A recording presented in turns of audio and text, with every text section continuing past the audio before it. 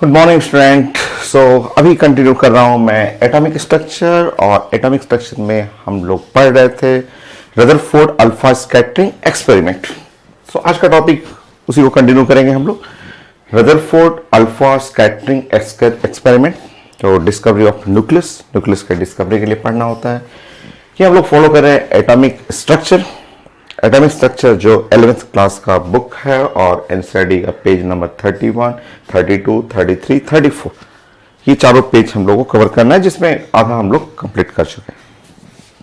ये 11th class के लिए है, 12th क्लास के स्टूडेंट के लिए भी है, क्योंकि ये एटॉमिक स्ट्रक्चर में हम लोग 3 टॉपिक कवर करेंगे। एक टॉपिक हो गया आपका 11th क्लास का और 2 टॉपिक है 12th क्लास के फिजिक्स का। तीनों टॉपिक एनसीईआरटी में है, काफी बड़ा टॉपिक है, इंपॉर्टेंट टॉपिक है, फंडामेंटल टॉपिक है केमिस्ट्री के लिए। सो बहुत चीजें आप इससे सीखेंगे इस टॉपिक से। तो अभी हम लोग स्टार्ट किए हैं और 2 लेक्चर हम लोगों का कंप्लीट हुआ है। लेक्चर 1, लेक्चर 2 रदरफोर्ड एक्सपेरिमेंट का सेटअप और क्या क्या उन्होंने ऑब्जर्वेशन किया था और क्या रिजल्ट बनाया था, ये हम लोग कर चुके हैं। प्लीज आप पहले लेक्चर 1, लेक्चर 2 को फाइनल कर लेंगे, एक अच्छा सा नोट बनाएंगे अपने हैंड राइटिंग में, खूब अच्छे से नोट, जैसे क्लास में कॉपी पेन लेके, कलर पेन लेके आते हैं और खूब अच्छे से लिखते हैं, वैसे ही घर पे आपको एक नोट बनाना है आपकी अपनी राइटिंग में। आप जस्ट कई लोग होते हैं कि जस्ट यहाँ पे है, ऐप पे ऊपर मटेरियल है, डाउनलोड कर लिए, प्रिंट कर लिए, नहीं, वो इफेक्टिव नहीं होता स्टडी। इफेक्टिव स्टडी है आप बैठें अपने से इसमें नोट बनाएं, साथ साथ चलते रहेंगे, जैसे जैसे मैं करते रहूंगा वैसे वैसे आप नोट बनाते रहेंगे। अगर लगे कि फास्ट हो गया, वीडियो को स्टॉप कर लें, आराम से लिखें।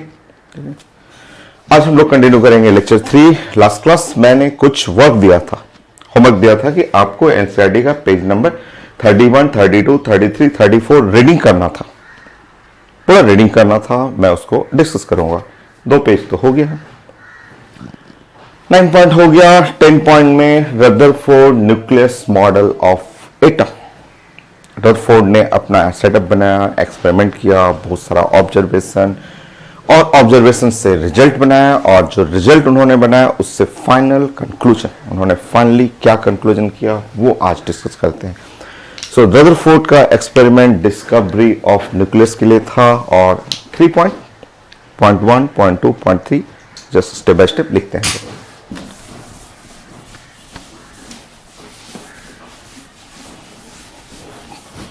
सबसे पहले उन्होंने बोला कि atom contain 3 fundamental particle, electron, proton, neutron. ये 9th क्लास में भी हम लोग को स्कूल में सिखाया जाता था कि साइंस के जो फंडामेंटल पार्टिकल हैं वो इलेक्ट्रॉन, प्रोटॉन, न्यूट्रॉन। तो एटम के अंदर 3 पार्टिकल होते हैं। तो फर्स्ट पॉइंट आप नोट करेंगे। सो एटम कंटेन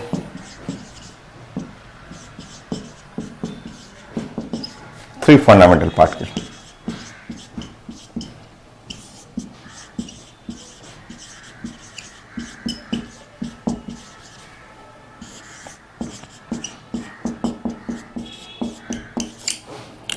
तो ब्रैकेट में आप लिख लेंगे कि इलेक्ट्रॉन,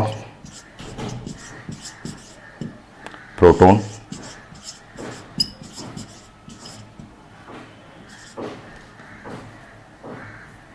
एंड न्यूट्रॉन।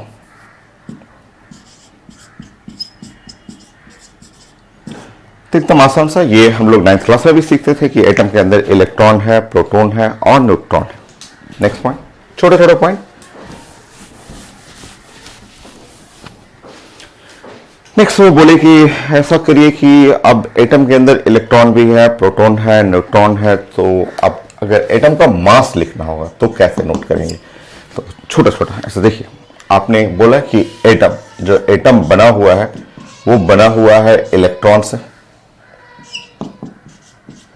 क्योंकि इसके अंदर इलेक्ट्रॉन है, प्लस प्रोटॉन से मिलकर बना हुआ है, प्लस न्यूट्रॉन से मिलकर बना हुआ है। सो रदरफोर्ड बोले कि ऐसा करेंगे कि आप इन तीनों का अब मास जोड़ लेंगे। जैसे अगर आपको मास ऑफ एटम पढ़ना होगा कि एटम का मास ऑफ एटम, तो आप बोलेंगे कि equal to mass of electron plus mass of proton plus mass of neutron. Note कर लीजिए, मैं समझाता हूं, आप नोट करेंगे ना, नोट करें, मैं बताता हूं इसमें।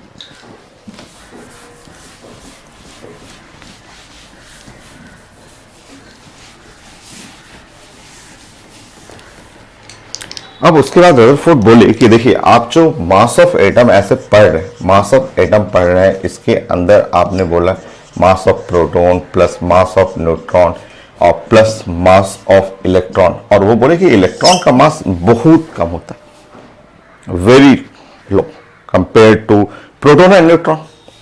प्रोटॉन न्यूट्रॉन के कंपेयर में बहुत स्मॉल है, सो आप यहां पे नेग्लिजिबल कर लेंगे।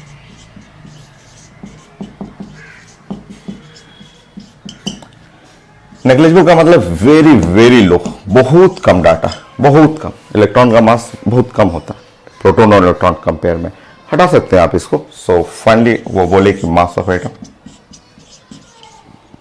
Nearly the mass of proton plus mass of neutron. Nearly है, ये साइन नियरली होता है, ये इक्वल होता है। एक साइन ऐसे हम लोग यूज करते हैं इक्वल, और एक साइन ऐसे यूज करते हैं, तो इसका मतलब नियरली है, नॉट एग्जैक्टली। ये बहुत कम है, इसको मैंने हटा दिया तो नियरली इसके बराबर हो गया। मास ऑफ एटम आप बोल सकते हैं कि nearly mass of proton plus neutron, और प्रोटॉन प्लस न्यूट्रॉन ये तो बैठे होते हैं न्यूक्लियस के अंदर। कुछ चीजें 9th क्लास का हम लोग यहां यूज करेंगे। आप जानते हैं कि प्रोटॉन न्यूट्रॉन न्यूक्लियस में बैठे रहते हैं, और फाइनली उन्होंने बोला कि whole mass of atom nearly same as the mass of nucleus. और कल आप देखे थे न्यूक्लियस कितना छोटा था, न्यूक्लियस कितना स्मॉल न्यूक्लियस। तो लास्ट क्लास आपने पढ़ा था, ऐसे बोला था कि इतना बड़ा न्यूक्लियस एटम है 5 किलोमीटर, जो 5 किलोमीटर का इतना बड़ा एटम होता है। आपने लास्ट क्लास बताया था कि एटम बहुत बड़ा होता है, और उसके अंदर न्यूक्लियस एकदम छोटा सा, न्यूक्लियस के अंदर ऐसे ऐसे छोटा सा बना करके इसके अंदर प्रोटॉन लिखना हो तो प्रोटॉन लिख सकते हैं, न्यूट्रॉन लिखना हो न्यूट्रॉन कर लेंगे, एकदम छोटा सा न्यूक्लियस।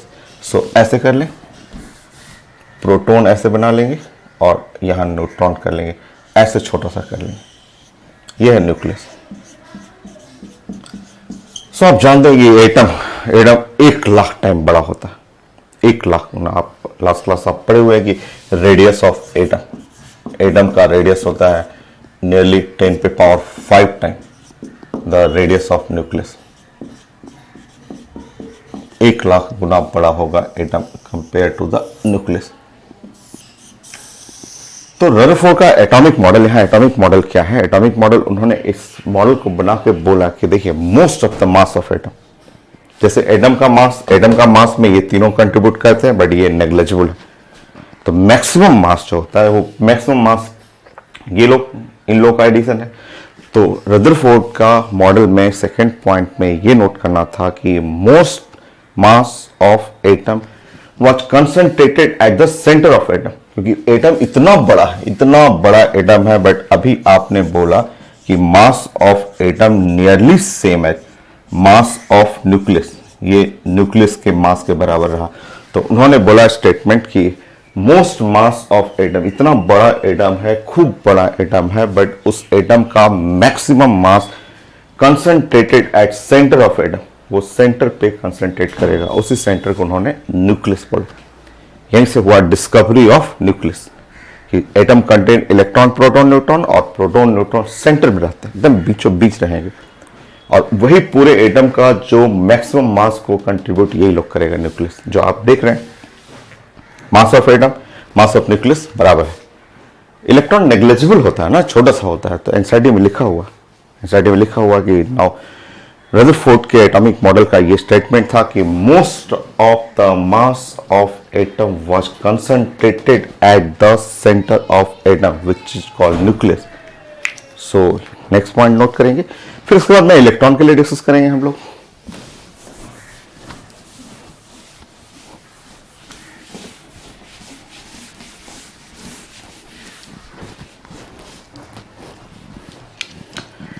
सो आप ड्राइंग करेंगे, ड्राइंग करके आप लिखेंगे कि एटम का mass nearly same as the mass of nucleus, और न्यूक्लियस कंटेन न्यूट्रॉन प्रोटॉन। आप नोट करेंगे ड्राइंग बना करके और बोलेंगे the most the mass of atom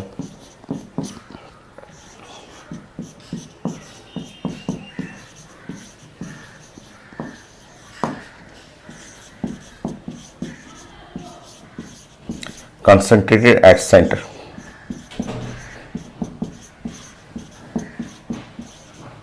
At the center of atom.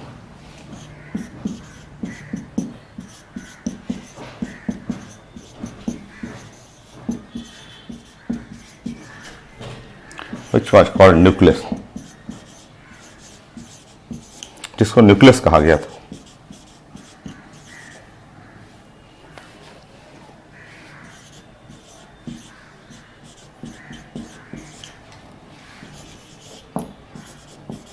तो यहीं से डिस्कवरी ऑफ न्यूक्लियस, रदरफोर्ड ने ये बताया था कि उस सेंटर को हम लोग न्यूक्लियस बोलना है और उसी सेंटर पे मेजर मास, पूरा एटम का मास यही सेंटर पे कंसंट्रेट करेगा। और यहां पे ब्रैकेट में लिख लेंगे 9th क्लास का, nucleus contain neutron and proton.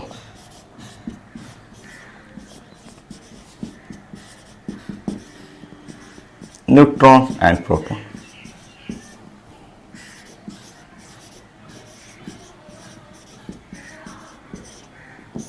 तो ये था result.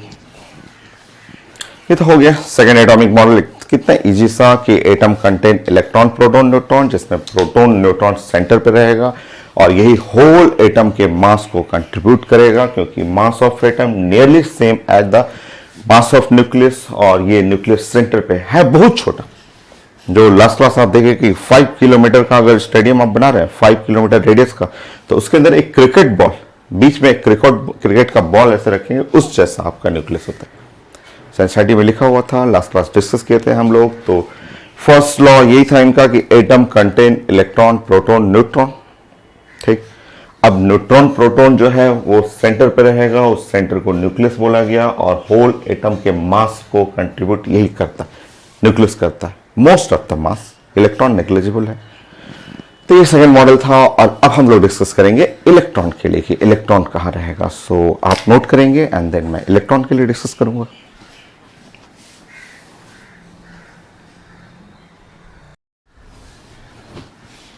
Next third point, Rutherford का रिजल्ट जो था मॉडल है एटॉमिक मॉडल में, थर्ड पॉइंट आपको डिस्कस करना था फॉर इलेक्ट्रॉन के लिए।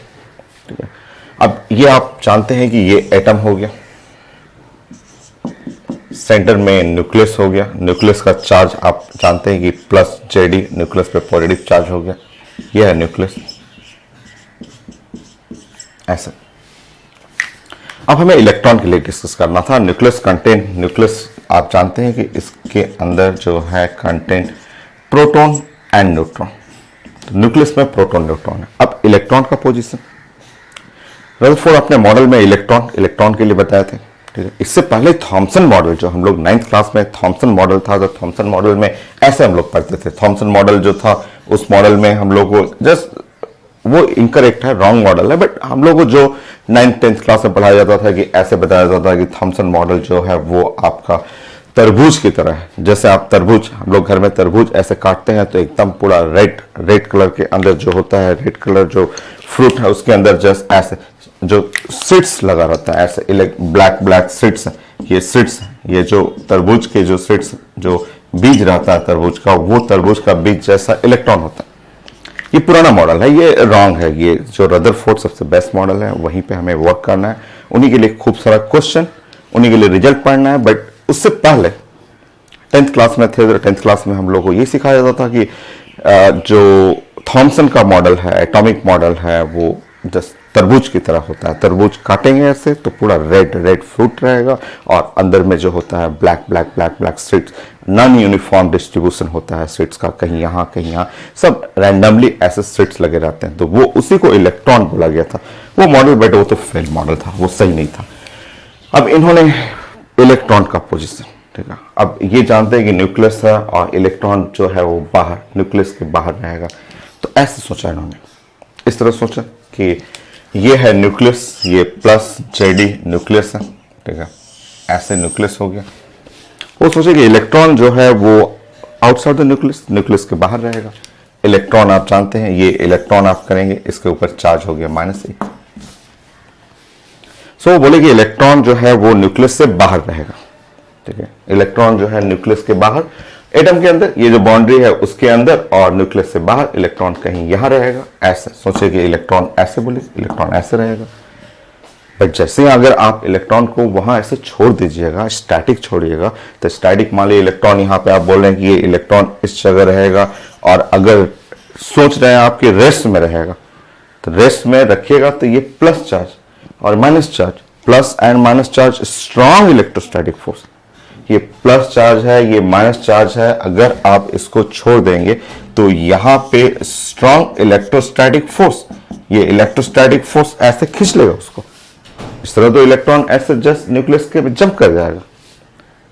तो वो सोचे कि वो इस फोर्स को बैलेंस करना है, इस फोर्स को कैसे बैलेंस किया जाए, क्योंकि इलेक्ट्रॉन तो स्टेबल रहता है, इलेक्ट्रॉन ऐसे स्टेबल है, ये यहाँ पे रहेगा, और अगर आप उसको छोड़ देंगे, अगर आप सोच रहे हैं कि इलेक्ट्रॉन रेस्ट में है, तब तो ये positive charge, negative charge, electrostatic attraction, strong electrostatic attraction, और वो इसको पुल कर लेगा और पुल करके जस्ट न्यूक्लियस से कोलाइड कर जाएगा।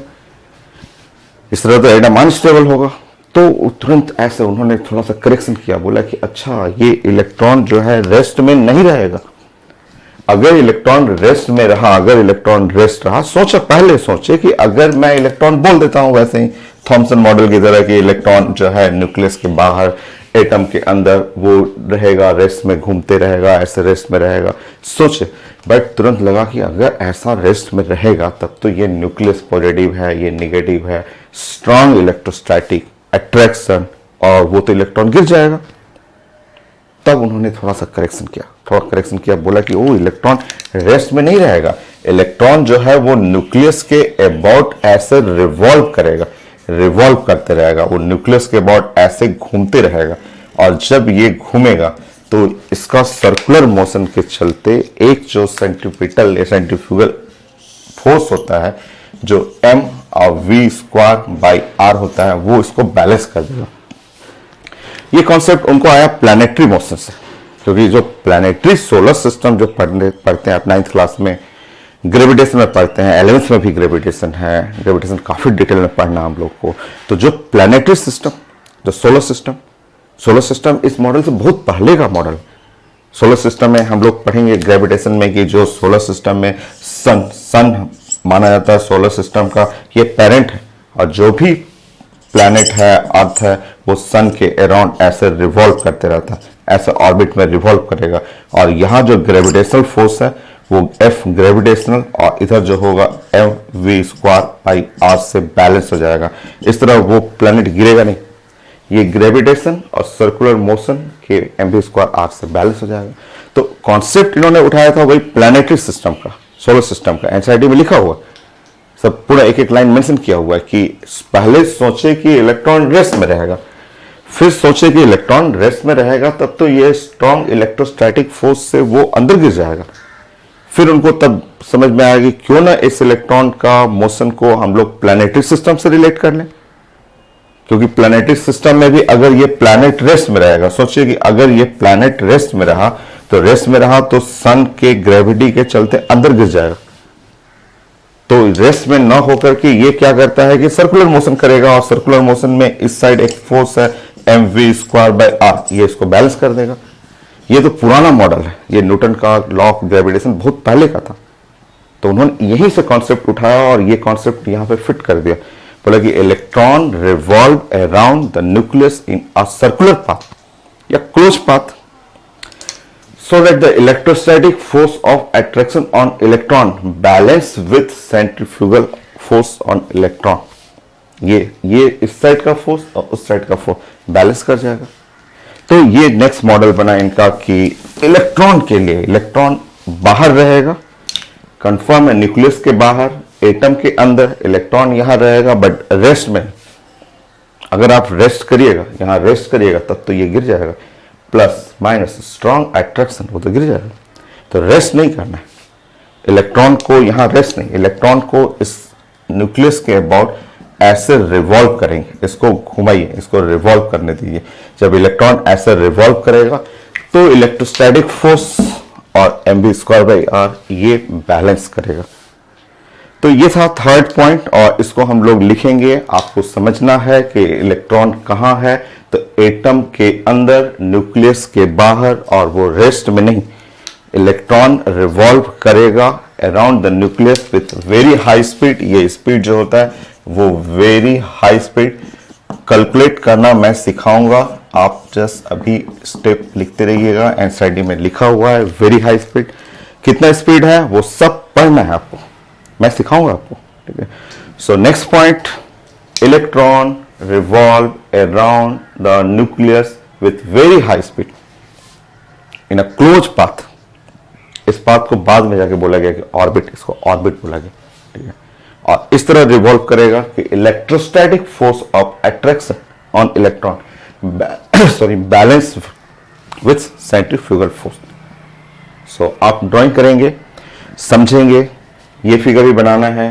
आपको जानना है कि electron outside the nucleus inside the atom revolve in a circular path. Figure draw करिए, नोट करते हैं हम लोग। एनसीईआरटी में एक एक लाइन लिखा हुआ है। आपको रीडिंग करने के लिए मैंने बोला था कि आप पेज रीड कर लेंगे। अभी हम लोग एनसीईआरटी पहले फाइनल करेंगे, फिर हम लोग आईडी का, मेन का और एम्स के पैटर्न तक जाएंगे कि हाँ रदरफोर्ड में और क्या हमें सीखना है जो कि हमें एकदम डॉक्टर बना दे, इंजीनियर बना दे। अभी तो स्कूल का फर्स्ट प्रायोरिटी स्कूल, एनसीईआरटी ये सबसे बेस्ट बुक है। एक एक लाइन रीडिंग करिए आप, मैं एक एक लाइन पढ़ाऊंगा आपको, नोट करेंगे आप इसको।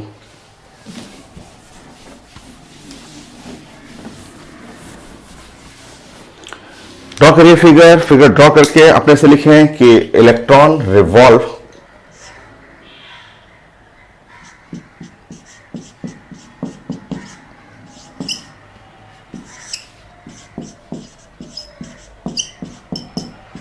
around the nucleus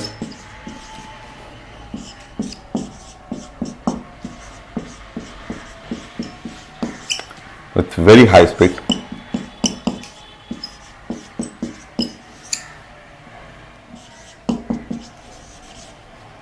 Speed in closed path. Circular path भी हो सकते हैं। बाद में इसको ऑर्बिट बोला गया था, आप ब्रैकेट में इसको सर्कुलर पाथ को कॉल्ड ऑर्बिट भी लिख सकते हैं। तो नोट करेंगे कि electron revolve around the nucleus, nucleus के अराउंड इलेक्ट्रॉन रिवॉल्व कर रहा है with very high speed. Speed बहुत ज्यादा होता है, हाई स्पीड से रिवॉल्व करता है इन क्लोज सर्कुलर पाथ। ऐसे क्लोज पाथ कर लेंगे, क्लोज पाथ में दिखाएंगे। देखिए ग्रीन कलर क्लोज पाथ है, ठीक है। यहां लिखे in such that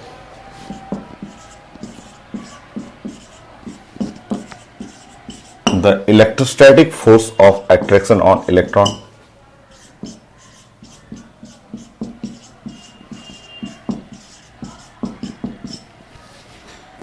electrostatic force of attraction on electron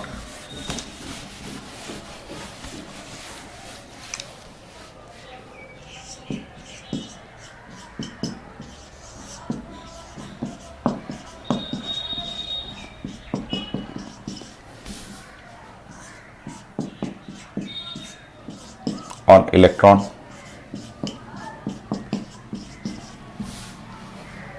balance with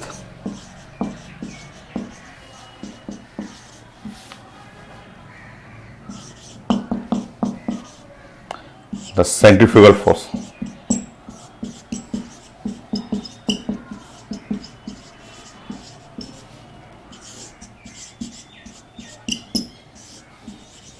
So mv square by centrifugal force लिख लेंगे, mv square centrifugal force of circular motion। ये पूरा कॉन्सेप्ट एनसीईआरटी में लिखा हुआ है कि ये पूरा कॉन्सेप्ट रदरफोर्ड ने लिया था सोलर सिस्टम से। यहां पे ब्रैकेट में हाँ लिख देंगे कि same as solar, same as planetary motion.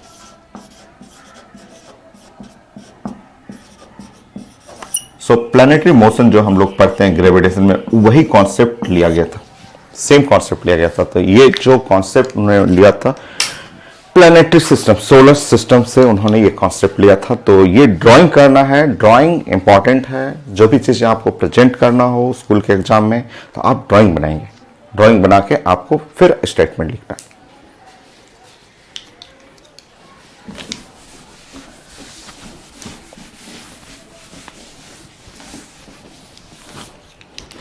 Solar system में आप ऐसे प्रेजेंट कर सकते हैं, इस तरह आप दिखा सकते हैं कि आप 9th क्लास में ग्रेविटेशन पढ़े हुए हैं, तो आप बोल सकते हैं कि हम लोग सोलर सिस्टम में ऐसे पढ़े थे कि सन और यहां पे कोई भी प्लैनेट,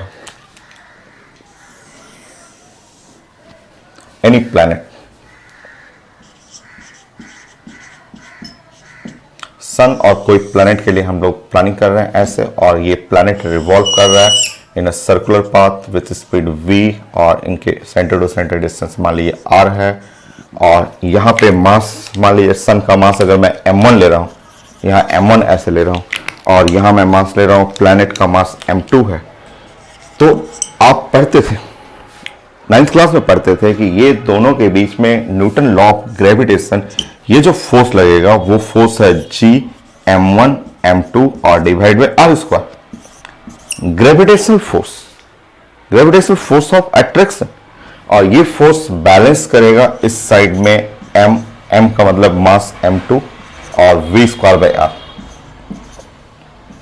ये फोर्स बैलेंस करते थे आप ये, और ये प्लैनेट सर्कुलर पाथ में स्टेबल ऑर्बिट में घूमते रहेगा। ऐसे ये 9th क्लास का है, आगे 11th क्लास में चेंज हो जाएगा। साइंस जो है जैसे जैसे आप हायर स्टडी करेंगे, 9th से आप 10 में गए, 11th में गए, तो ये चेंज कर जाएगा। 9th में हम लोग पढ़ते थे कि सर्कुलर पाथ, प्लैनेट है, सन है, सर्कुलर पाथ ऐसे घूमते रहेगा। 11th में ये चेंज कर जाएगा, इलिप्टिकल पाथ आ जाएगा। तो अभी मैं उसकी बात नहीं करूंगा, अभी 11th का नहीं, अभी जस्ट समझिए कि क्या था फोर्स बैलेंसिंग। ये फोर्स को बैलेंस करने का लॉ था कि ये प्लैनेट जो है एकदम बैलेंस करते हुए सॉरी ये रिवॉल्व करते रहेगा, और जब फोर्स बैलेंस करेंगे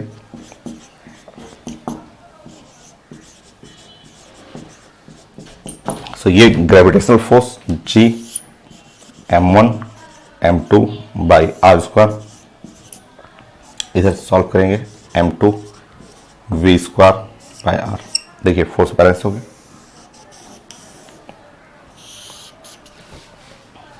ये प्लैनेटरी मोशन हो गया, ये सोलर सिस्टम का मोशन हुआ। ये पुराना मॉडल था, एटॉमिक स्ट्रक्चर से बहुत पहले का ये मॉडल है। सो रदरफोर्ड ने एकदम सेम कॉन्सेप्ट लगा दिया, एकदम सेम।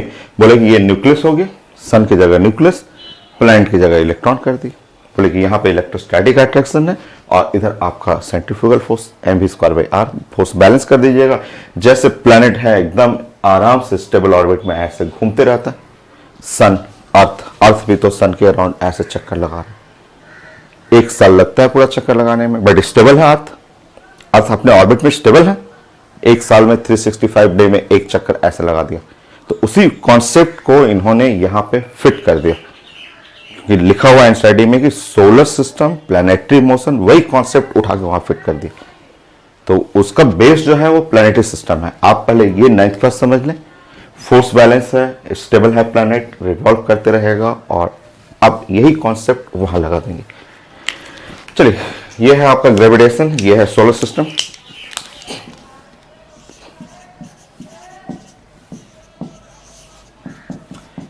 बढ़िया सोलर सिस्टम लोअर क्लास के लिए। 11th क्लास में ये चेंज हो जाएगा, पाथ इलिप्टिकल ऑर्बिट हो जाएगा, वहां कैपलर लॉ आएंगे, वो सब चेंज कर देंगे हम लोग। तो अभी जानिए, जो 9th क्लास पढ़े थे वो जानिए, और इसी 9th क्लास को 11th क्लास में यहां आप उसको अप्लाई कर दीजिए आप, और आप एनसीईआरटी पढ़ते रहिएगा। उसमें सारा लाइन लिखा हुआ है, जो मैं समझा रहा हूं, एक एक लाइन लिखा हुआ कि ये इस तरह से उन्होंने अपना प्लानिंग बनाया, और सेम ये मॉडल एटम पे लगा दिया उन्होंने। ये प्लस जेडी को उन्होंने बोला कि ये मेरा न्यूक्लियस है, और ये वो बोले कि यहां पे मेरा इलेक्ट्रॉन रहेगा, और इलेक्ट्रॉन रिवॉल्व करेगा with speed v, centre to centre distance ले लीजिएगा r, सर्कुलर ऑर्बिट, आप ऑर्बिट बना लेंगे, ये ऑर्बिट सर्कुलर ऑर्बिट होगी। अब आप फोर्स को बैलेंसिंग करेंगे, यहां जो फोर्स बैलेंस करेंगे, ये प्लस और माइनस, ये फोर्स है इलेक्ट्रोस्टैटिक फोर्स, ये नहीं जानते हैं, और यहां पे है ये फोर्स हुआ m v square by r, ये फोर्स नहीं जानते, मैं बताऊंगा, आप लिख लेंगे, मैं बताऊंगा।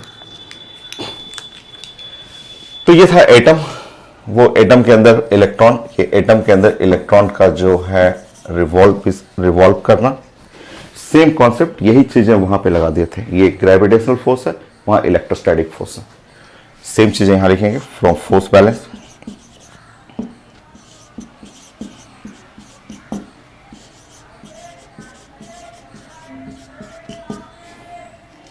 So electrostatic force is equal to mv square by r। Electrostatic force क्या है वो मैं वहां लिखते रहूं, ये नया है बट आएगा रोज, आपका एटॉमिक स्ट्रक्चर में आएगा जरूर, आपके लिए नया है, मैं बताऊंगा आपको।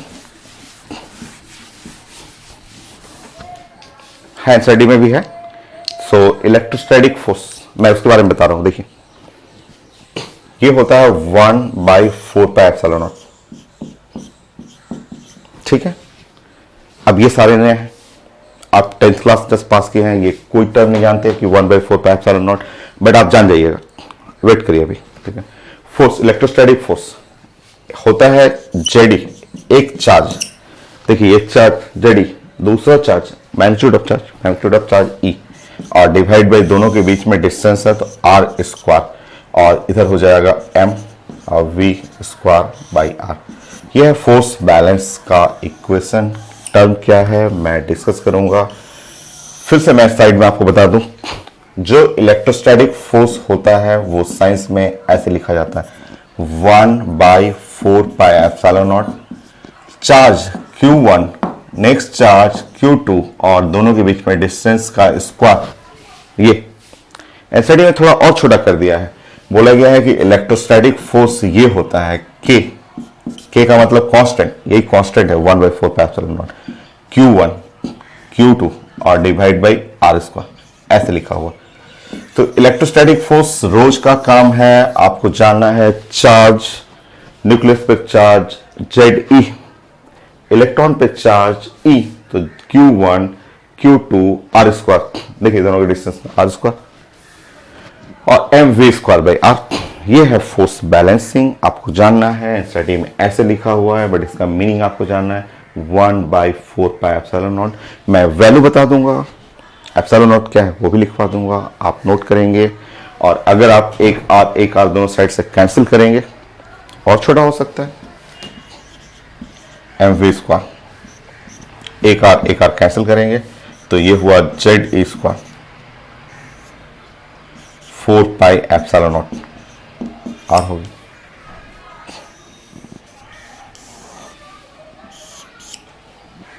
एक आर कैंसिल करिए, mv square by 4πε0 Z by R.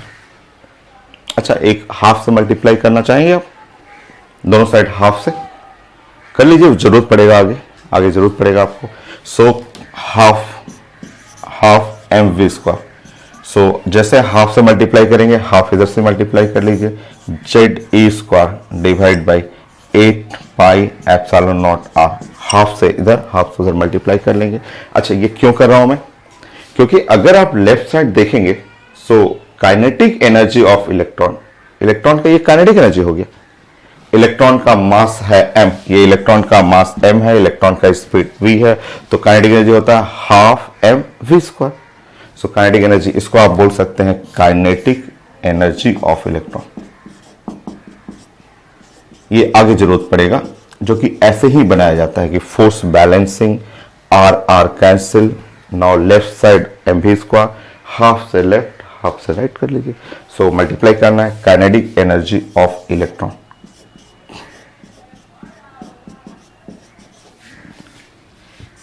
So Ze square by 8πε0 okay.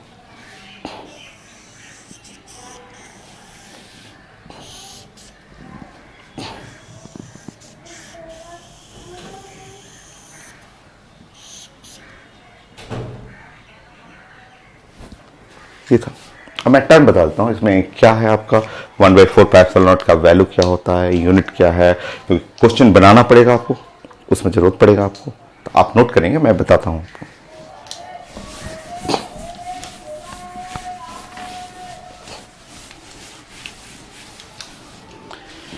जो आप देख रहे हैं 1/4πε0 ये एक कांस्टेंट टर्म होता है,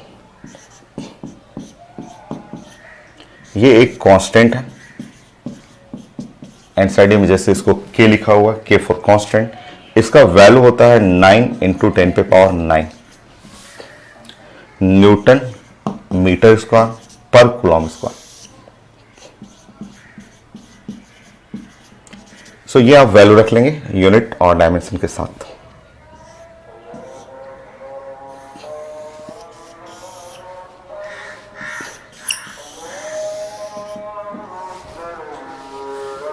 पाई तो आप जानते होंगे मैथमेटिकल कांस्टेंट है, तो आप पाई लिख लेंगे 3.14 22/7। ये तो एक मैथमेटिकल कांस्टेंट हुआ। और एप्सिलॉन नॉट, ये एप्सिलॉन नॉट भी आपके लिए नया है, वो भी एक कांस्टेंट है। आगे कई बार आएगा बट ये नया है आपके लिए, 9th 10th में नहीं था। सो एप्सिलॉन नॉट को आप बोलेंगे permittivity, permittivity of free space, इसको परमिटिविटी बोलते हैं। सो आप लिखेंगे परमिटिविटी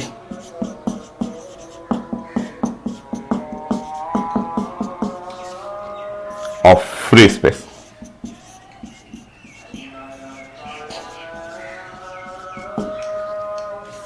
इसका वैल्यू होता है 8.85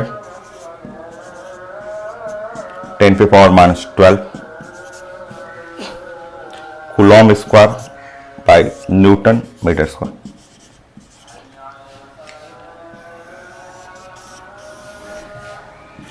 सो आप नोट कर लीजिएगा वैल्यू, ये फिजिक्स में या केमिस्ट्री में बहुत यूज होता है, ठीक है। एनसीईआरटी में इतना डिटेल में नहीं लिखा हुआ, बट आपको तो जानना है, अभी बहुत चीजें जानना है। एनसीईआरटी से हम लोग 20 टाइम ऊपर रहेंगे। पहले तो एनसीईआरटी को पूरा कर लेते हैं ना हम लोग, रदरफोर्ड एक्सपेरिमेंट जो जो लिखा हुआ एक एक लाइन हम लोग पढ़ लेते हैं, एंड देन उसके बाद उससे 20 टाइम हाई रखेंगे। हो गया Rutherford nuclear model for atom complete. Atom contain electron proton neutron, सब लोग जानते थे। Neutron proton present in nucleus और मोस्ट मास ऑफ एटम, जो एटम का मेजर मास है वो सारा न्यूक्लियस में बैठे रहे, वो concentrated at the centre of atom, उसी को न्यूक्लियस बोला उन्होंने। और इलेक्ट्रॉन के लिए उन्होंने बोला कि इलेक्ट्रॉन का जो सोलर सिस्टम का कॉन्सेप्ट है वही मॉडल इलेक्ट्रॉन पे लगा दिया कि electron revolve around the nucleus in a circular path, ऐसे घूमते रहेगा कि इलेक्ट्रोस्टैटिक फोर्स बैलेंस होगा सेंट्रीफ्यूगल फोर्स से। फोर्स बैलेंसिंग करेंगे तो बहुत सारी चीजें सीखना है। ये फोर्स को आपने बैलेंस किया है, इलेक्ट्रोस्टैटिक फोर्स का मीनिंग क्या है, इसमें 1/4 पाई एप्सिलॉन नॉट एक कांस्टेंट है, उसका वैल्यू क्या है, यूनिट क्या है। Epsilon not permittivity of free space, वो इलेक्ट्रिक फील्ड को रिप्रेजेंट करता है। आगे कई बार आएगा, आप फर्स्ट टाइम नोट कर रहे हैं, ये फर्स्ट टाइम देख रहे हैं 11th क्लास में, आगे बट बहुत यूज होगा। तो ये हुआ मॉडल। नेक्स्ट एनसीईआरटी में है डिफेक्ट या drawback of the Rutherford alpha scattering experiment, या एटॉमिक मॉडल का डिफेक्ट क्या है। तो डिफेक्ट मैं कर देता हूं, बाकी एनसीईआरटी में और छोटे छोटे पॉइंट है वो मैं डिस्कस करता हूं। फिर जब रदरफोर्ड एनसीईआरटी खत्म होगा तो मेरा शुरू होगा एम्स के लिए और आईटी एडवांस के लिए।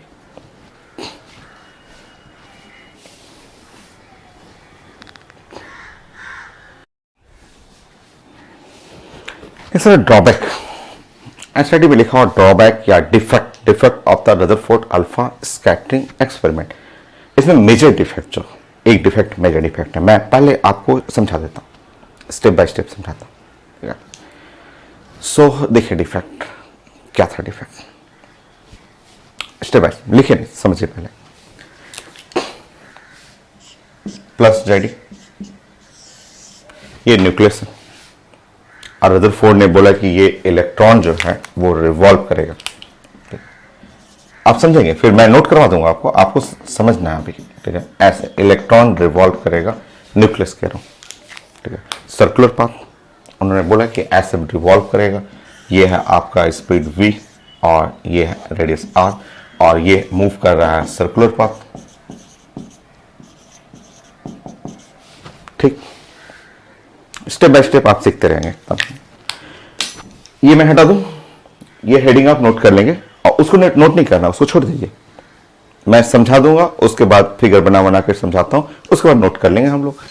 सो मैं इसको हटा दे रहा हूं, ड्रॉबैक और defect of Rutherford nuclear model of atom. ये आता है स्कूल में, लिखने के लिए आता है, 2 नंबर में आएगा आपको। सो आप कैसे लिखेंगे वो मैं बताऊंगा, अभी वेट करिए, अभी समझिए।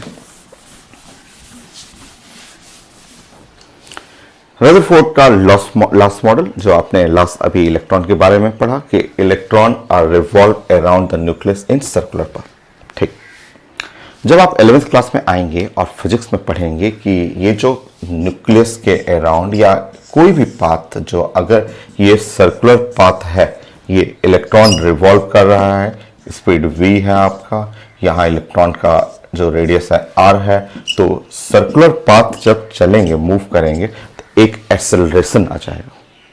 एक एक्सेलरेशन आना ही, ठीक है। जब सर्कुलर मोशन में ऐसे तो होता है 2 एक्सेलरेशन, बट अभी नहीं, अभी 2 पे मत जाइएगा, अभी एक एक्सेलरेशन सिंपल बात करना है, वो आएगा इसमें an करके आता है, an is equal to v square by r। Just समझे रहे आप, मैं सब बताऊंगा आपको। सो इसको हम लोग बोलते हैं द नॉर्मल, ये नॉर्मल एक्सेलरेशन, ठीक है, नॉर्मल एक्सेलरेशन। सो इलेक्ट्रॉन रिवॉल्व कर रहा है सर्कुलर पाथ में, जानते हैं आप। जब आप 11th क्लास के फिजिक्स में एक टॉपिक है सर्कुलर मोशन, वहां जब आप डिस्कस करेंगे तो आपको वहां पढ़ना है कि इलेक्ट्रॉन रिवॉल्व करेगा तो उसके बॉडी में एक्सेलरेशन आ जाएगा, सर्कुलर पाथ में चलने से एक्सेलरेशन आ जाएगा। भले ही स्पीड कांस्टेंट हो, अगर स्पीड कांस्टेंट रहेगा फिर भी इसके अंदर एक्सेलरेशन आएगा, वो प्रॉपर्टी है सर्कुलर मोशन का, एक्सेलरेशन आएगा। अच्छा, आप देखेंगे नेक्स्ट। सो आप ये बोलना चाह रहे हैं कि ये इलेक्ट्रॉन जो है, इलेक्ट्रॉन एक एक्सेलरेटिंग है। इलेक्ट्रॉन क्या है? एक्सेलरेटिंग हो गया, क्योंकि इसके अंदर एक्सेलरेटिंग है, एक्सेलरेशन है। और क्या है? ये चार्ज पार्टिकल है, ये एक्सेलरेटिंग चार्ज पार्टिकल, इसके अंदर एक्सेलरेशन है, वो एक नेगेटिव चार्ज है, इलेक्ट्रॉन नेगेटिव है और चार्ज पार्टिकल है, और ये मोशन कर रहा है, ठीक है। देखिए यहां से डिफेक्ट शुरू हुआ। सबसे पहले इलेक्ट्रॉन रिवॉल्व कर रहा है सर्कुलर पाथ में, क्लियर है? बताइए, ये तो मॉडल हो गया सोलर सिस्टम वाला, तो electron revolve in a circular path, ठीक है। अगर इलेक्ट्रॉन सर्कुलर पाथ में चलेगा तो श्योर उसमें एक एक्सेलरेशन आएगा, एकदम एक्सेलरेशन आना ही है, भले ही स्पीड कांस्टेंट रहेगा, बट 11th क्लास का टॉपिक है, उसके बॉडी में नॉर्मल एक्सेलरेशन आएगा।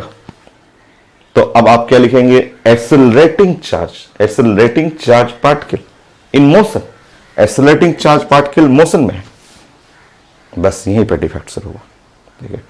सो न्यूटन से पूछा गया कि सर्कुलर पाथ, तो बोले हाँ। पूछा गया कि आपका सर्कुलर पाथ में एक्सेलरेशन होगा, भले ही स्पीड कांस्टेंट रहेगा, तो बोले हाँ। तो उनसे पूछा गया क्या आपका इलेक्ट्रॉन जो है एक्सेलरेटिंग चार्ज पार्टिकल है, तो बोले हाँ, इलेक्ट्रॉन एक्सेलरेटिंग चार्ज पार्टिकल है, चल रहा है, तो बोले हाँ। बस मैक्सवेल इसको पकड़ लिए। एक मैक्सवेल थे, बहुत बड़े साइंटिस्ट। मैक्सवेल का कैटेगरी जो है अल्बर्ट आइंस्टाइन, न्यूटन के रेंज में आते हैं।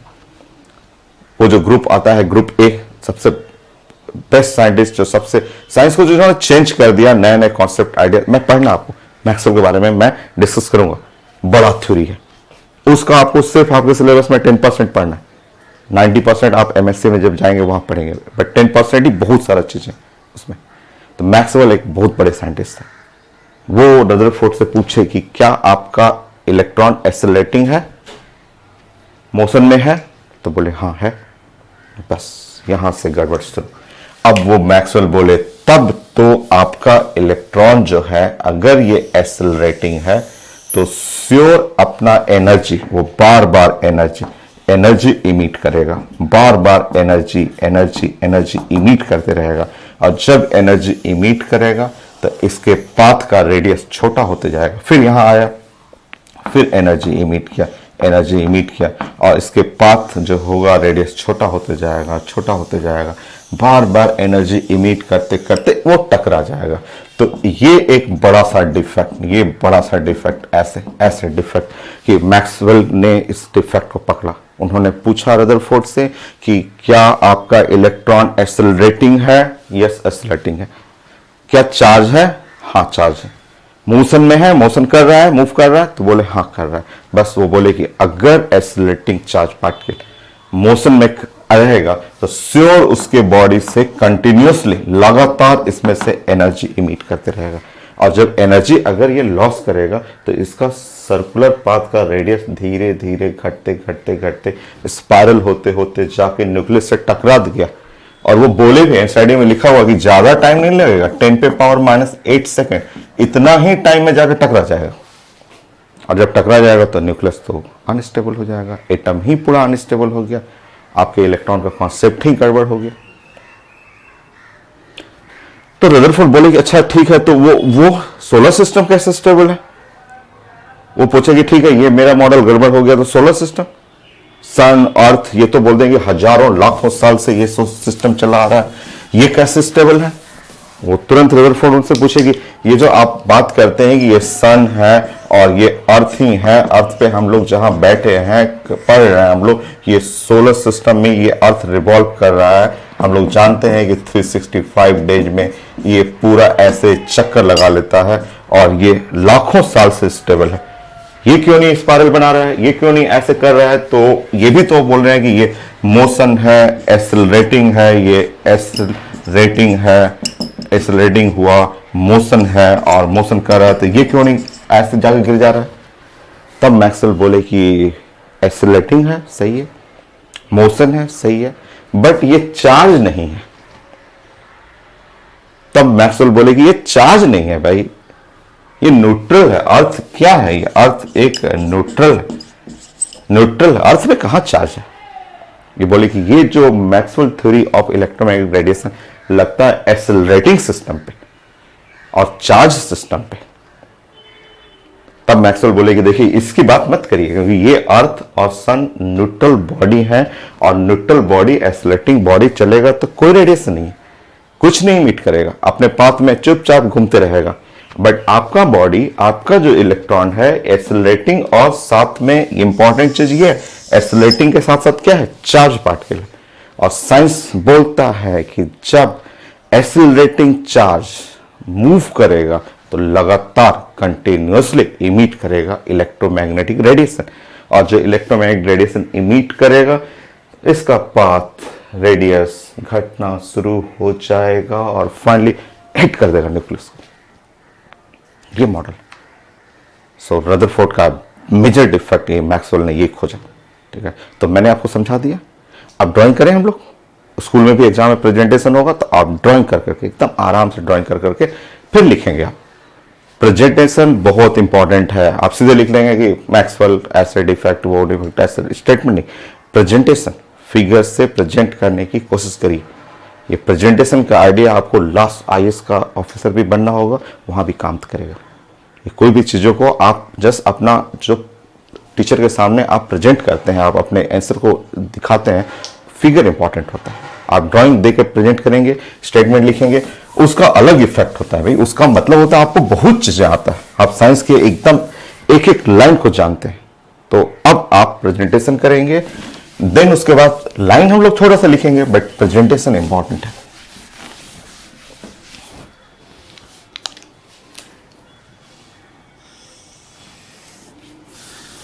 अब बनाएंगे डिफेक्ट में, ये प्लस जेडी कर लेंगे और ऐसे स्लो स्लो एकदम आराम से ऐसे चलते रहेंगे। आप बोलेंगे कि ये इलेक्ट्रॉन है, इसका मास m है, स्पीड v है और रेडियस r। ये सर्कुलर पाथ है, मूव कर रहा है। ये है रदरफोर्ड का एटॉमिक मॉडल। ठीक, इधर आप दिखाना चाहें तो बना सकते हैं। इधर जो फोर्स हुआ इलेक्ट्रोस्टैटिक फोर्स आप बैलेंस कर सकते हैं mv²/r से, ऐसे लिखते हैं। नेक्स्ट फिर से ड्राइंग करेंगे। ड्राइंग खूब करें, खूब ड्राइंग से आप साइंस को खूब अच्छे से प्रेजेंट कर पाएंगे, आप किसी को बता पाएंगे ड्राइंग से कि हाँ मैं ये सब चीज़ें जानता हूँ। सो मास यहाँ पे करेंगे ऐसे। अब यहाँ पे आप लिखेंगे कि ये एक सर्कुलर मोशन है।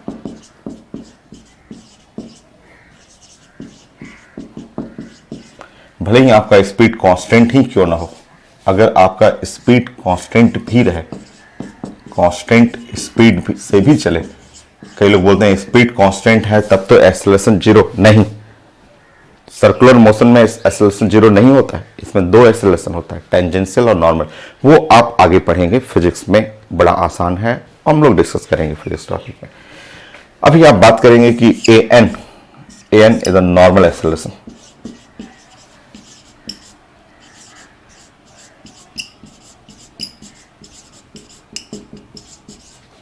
For circular motion.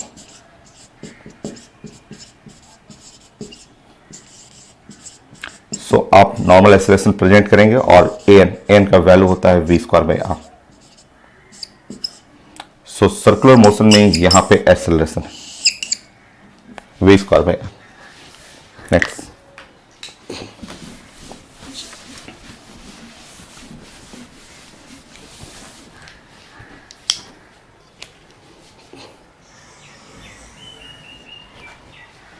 देखिए।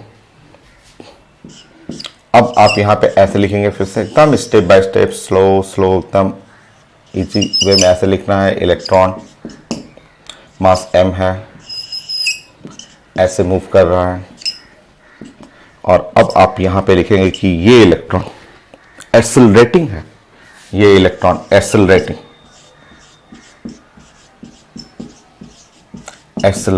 है। चार्ज, ये चार्ज है।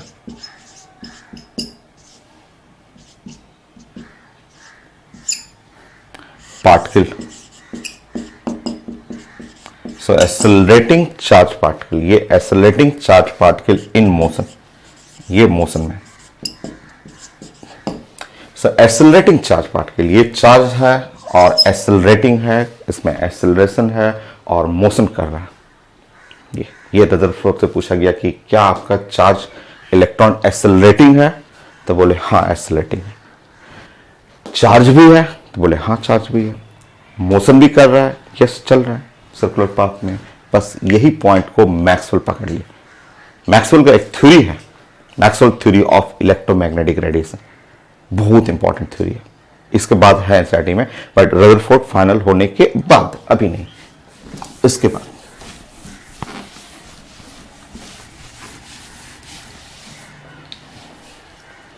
अब आप यहां पे फिगर बनाएंगे कि ये न्यूक्लियस, ऐसे न्यूक्लियस हुआ और अब आपका फिगर चेंज होने वाला है। अब आप ड्राइंग ऐसे करेंगे, ऐसे ड्राइंग करेंगे, हेलिकल पाथ थोड़ा बनाएंगे, ऐसे हेलिक्स टाइप का बनाएंगे और लास्ट में जाके इलेक्ट्रॉन को हिट करेंगे वहां पे।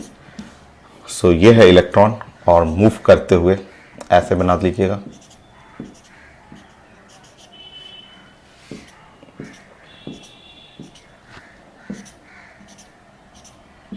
ऐसा, और यहां पे बार बार इमिट करते रहिए, एनर्जी इमिट करते रहिए। किस फॉर्म में इमिट होगा वो सब मैं डिस्कस करूंगा। यहां इमिट करते रहिए।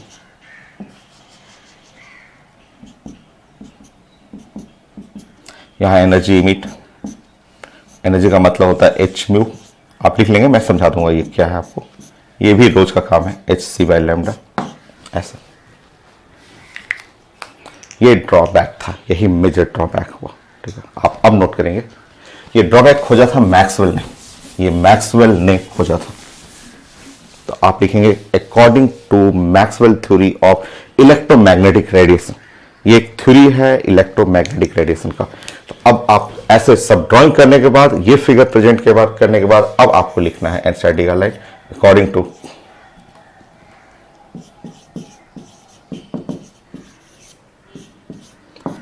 the Maxwell theory of electromagnetic radiation.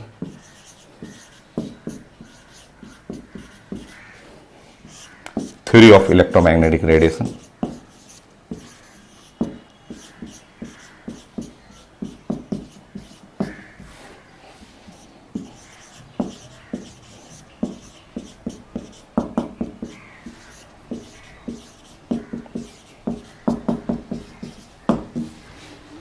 when electromagnetic radiation, when accelerating electron revolve in a circular path, it continuously emit energy. वो continuously emit energy, energy emit करता है, ये emit कर रहा है, बार बार एनर्जी emit करेगा. So according to the Maxwell theory of electromagnetic radiation, ये theory मैं पढ़ाऊंगा, इसके बाद रदरफोर्ड फाइनल होगा, उसके बाद एनसीईआरटी में भी इसके बाद है. So according to the Maxwell theory of electromagnetic radiation, when accelerating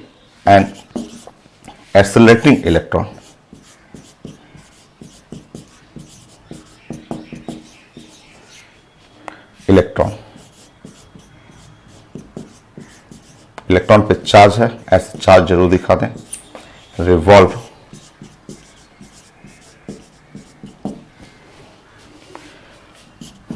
in a circular path,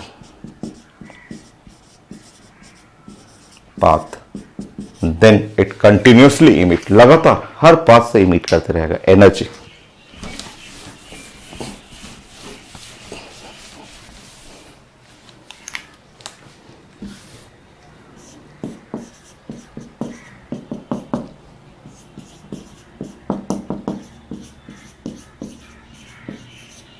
emit energy.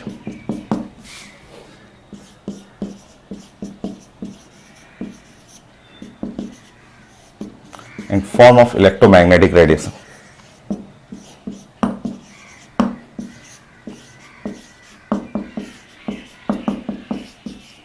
वो एचम्यू जो था वो मैं लिख दूंगा उसके मतलब. सो ईएम मैंने लिख दिया, ईएम का मतलब electromagnetic radiation. So radius of circular path will decreases and finally electron collide with the nucleus.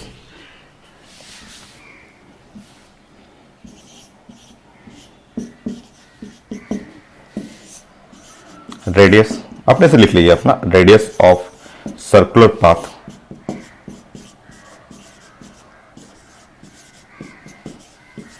of electron will decreases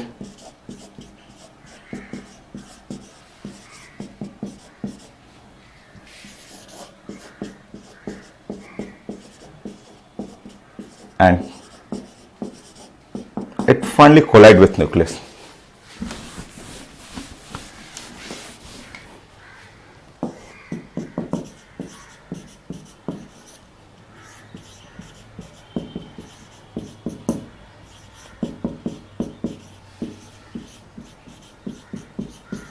और लिखा भी हुआ है एनसीईआरटी में इन 10 पे पावर -8 सेकेंड, बहुत जल्दी, मतलब आप इस सेकेंड को टाइम को काउंट भी नहीं कर सकते, इतना छोटा टाइम में वो कोलाइड करके न्यूक्लियस पे हिट कर देगा. तो ये है एनसीईआरटी में डिफेक्ट, ये डिफेक्ट रहा मेजर डिफेक्ट. तो ड्राइंग कर करके एग्जाम में आप बनाएंगे कि इलेक्ट्रॉन सर्कुलर पाथ, अगर सर्कुलर पाथ है एक्सेलरेशन रहेगा, वो एक्सेलरेशन है नॉर्मल एक्सेलरेशन. फिर रदरफोर्ड से पूछा गया क्या आपका चार्ज बॉडी एक्सेलरेटिंग है, सो रदरफोर्ड बोले यस.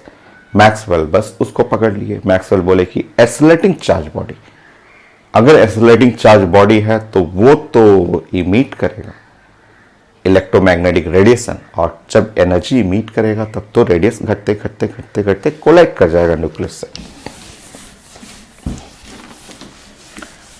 और रदरफोर्ड बोले कि ये क्यों नहीं लगा रहे हैं आप, सोलर सिस्टम में क्यों नहीं लगा रहे हैं. रदरफोर्ड पूछे कि आप ऐसे क्यों नहीं लगा रहे हैं आप, ये जो आपका, क्योंकि ये आप नोट कर लेंगे कि ये रदरफोर्ड तुरंत पूछे उनसे कि ये आप जो है अर्थ के लिए क्यों नहीं लगा रहे हैं. अर्थ जो है और वो सन, ये तो हजारों लाखों करोड़ों साल से ऐसे सन के अराउंड अर्थ ऐसे घूम रहा है. तो पूछा गया उनसे, बोले कि ये क्यों नहीं, आप यही कॉन्सेप्ट यहां क्यों नहीं लगा रहे हैं, ये भी तो एक सर्कुलर पाथ है,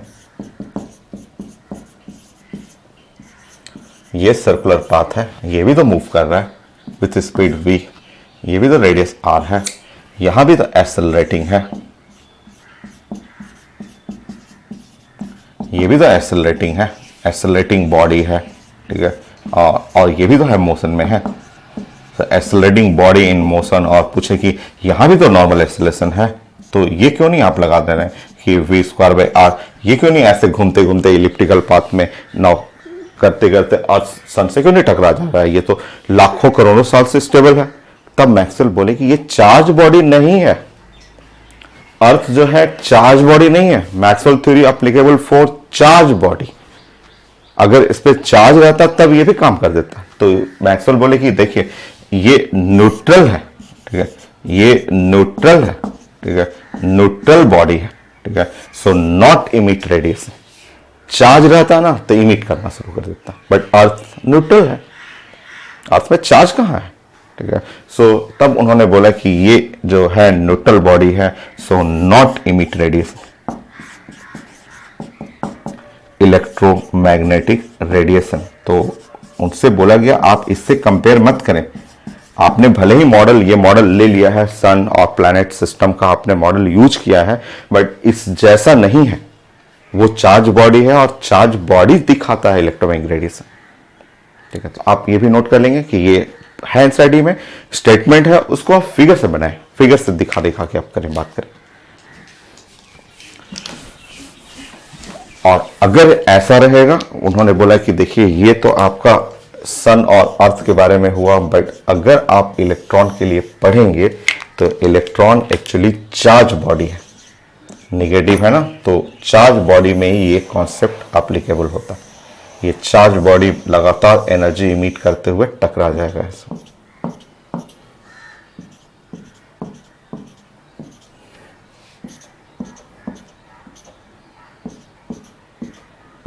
और ये लगातार एनर्जी इमिट करेगा।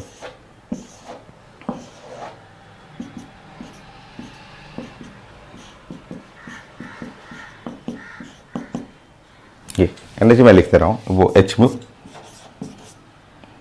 या energy is equal to H C by lambda. वो क्या है मैं समझा दे रहा हूं, आप नोट कर लेंगे, ये रोज का काम है, रोज ही आएगा। तो आप नोट कर लेंगे कि यहां पे आप बात करेंगे कि ये एक्सेलरेटिंग चार्ज बॉडी है। इन दोनों में यही फर्क है कि वो एक्सेलरेटिंग न्यूट्रल बॉडी है, यहां एक्सेलरेटिंग चार्ज बॉडी है।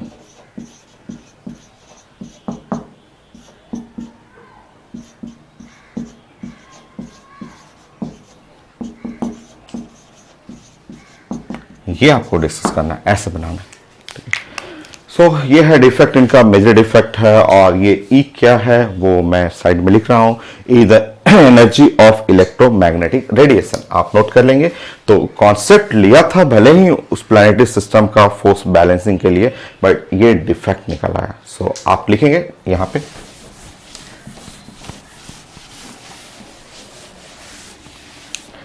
ये जो ई इमिट हो रहा है वो एनर्जी ऑफ इलेक्ट्रोमैग्नेटिक रेडिएशन। ई जो आप देख रहे हैं वहां पे जो एनर्जी इमिट हो रहा है वो है energy of electromagnetic radiation.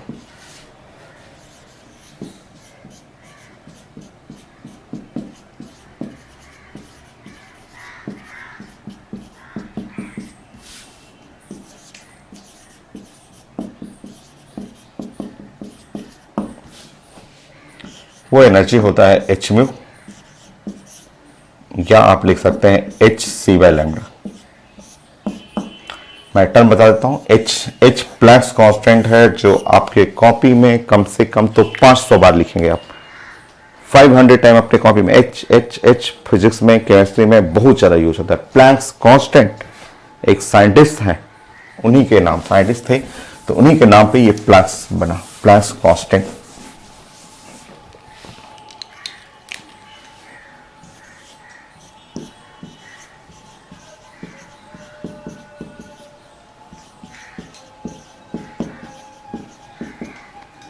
H का वैल्यू आपको यूज करना है 6.6 इंटू 10 पे power minus 34 joule into second. Mu जो है वो frequency,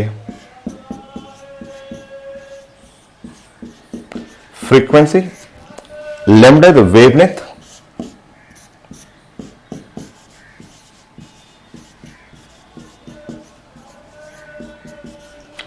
see the speed of light 3 into 10 पे पावर 8 मीटर पर सेकेंड, और ये है स्पीड ऑफ लाइट।